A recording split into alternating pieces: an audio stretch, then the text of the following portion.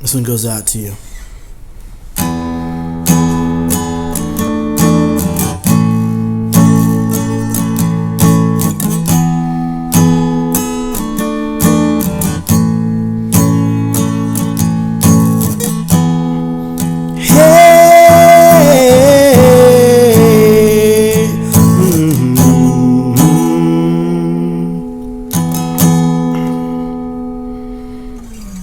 Sheets of empty canvas, untouched sheets of clay, world laid spread out before me as her body once did. Oh, on five horizons before the road to sun, the earth and the sun. Now the air I taste and breathe has taken a turn.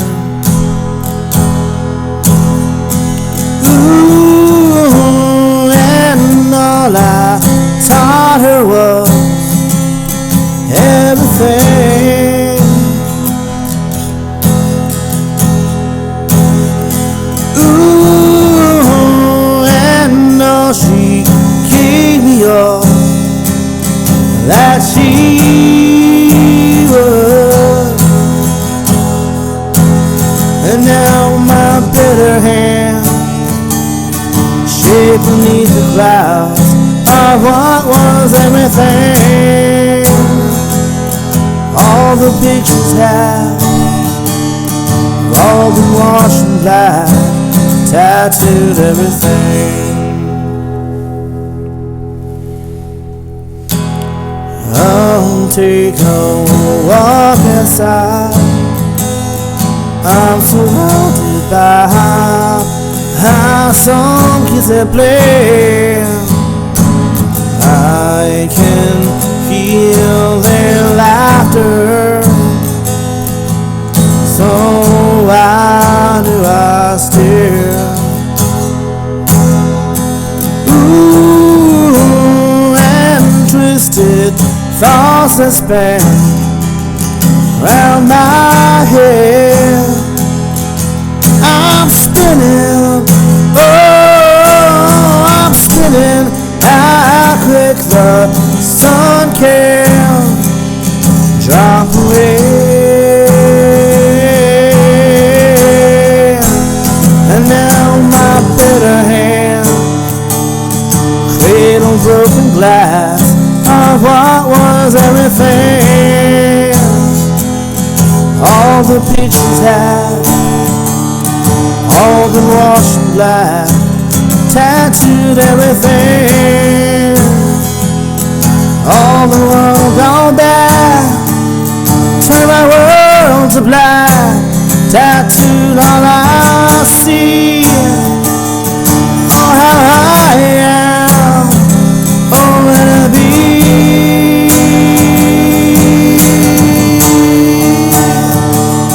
Yeah.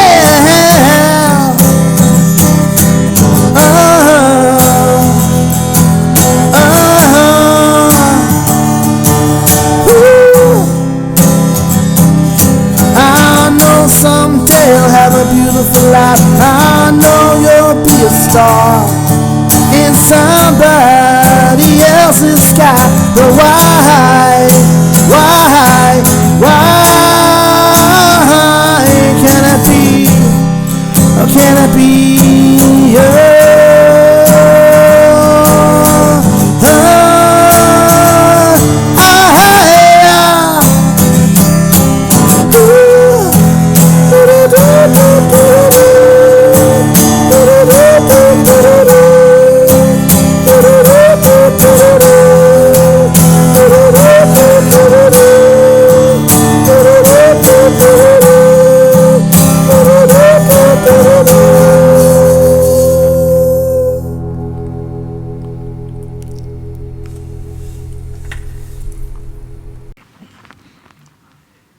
Here's the Elliott Wave forecast for October 13th, 2011 on the NASDAQ 10-day chart.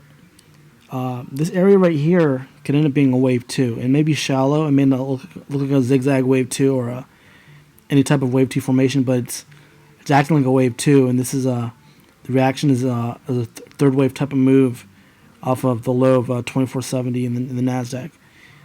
The highest target I have, if this is wave 1, wave 2, and wave 3, would be as high as 2800.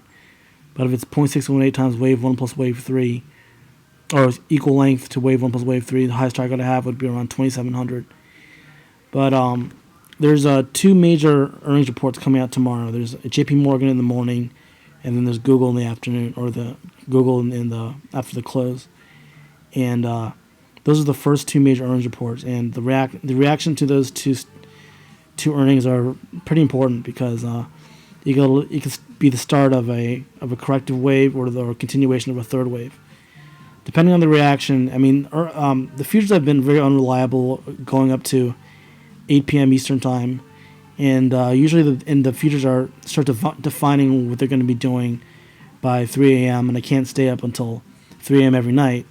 So just take this forecast with the futures at current levels up 2 in the S&P and up about 3 in the NASDAQ. That's the current futures reading. So based on those readings, this is my forecast. So I've made forecasts in the past 10 days that have been awkwardly wrong. Like there's a couple that were pretty off because the futures reversed dramatically in either direction. So futures are unreliable right now, but I'm guessing that there'll be a stronger reaction by 3 a.m. and by 8 a.m. or 7 a.m. when JP Morgan reports. But if this is playing out the way a third wave would be, if it's 1.618 times wave 1 in NASDAQ, we target as high as 2800. And wave 1 plus wave 3 equals wave 5 would be 2700. For S&P, I know some people are like, your forecast is so wrong today. Yeah, but it's been right a lot. But also, you can't blame me when the futures reverse in a dramatic fashion in either direction. I can't. I mean, I'm posting these forecasts at around 8 p.m. Eastern time, and I'd like to post them in the morning, but I send email newsletters out every day, like 2 or 3 times a day, and I don't want to overwhelm people with 3 newsletters like 4 hours apart. So I'm gonna post these forecasts around 8 p.m. Eastern time every day, like I normally do. But again, futures reversed in a big way to the upside. That's great, but if they go to the downside, I just don't want to be completely wrong if it reverses to the downside.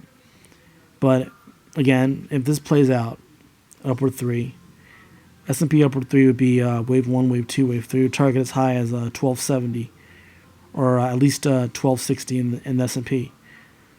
Let me see, wave 1. Let me calculate that again. Sorry, 160. No, more like 1310. But if wave 5 equals wave 1 plus wave 3, it would target as high as 1240 to 1250. But again, I don't know how the futures are going to end up, so don't get mad if they gap down a lot, because I'm just basing this on the current futures. Some people are like posting. I have to admit there are some forecasts that were just awkwardly wrong, and I can't be faulted for that when the futures reverse in either direction in a big way. So again, I'm just going to talk about this in the video right now, just because I get some emails like, you were so wrong, you know.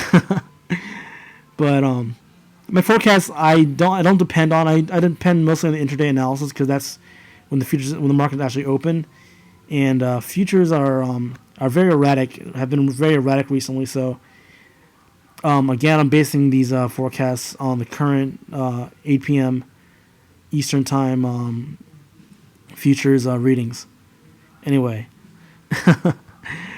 I have to admit there were some pretty awkward video forecasts, but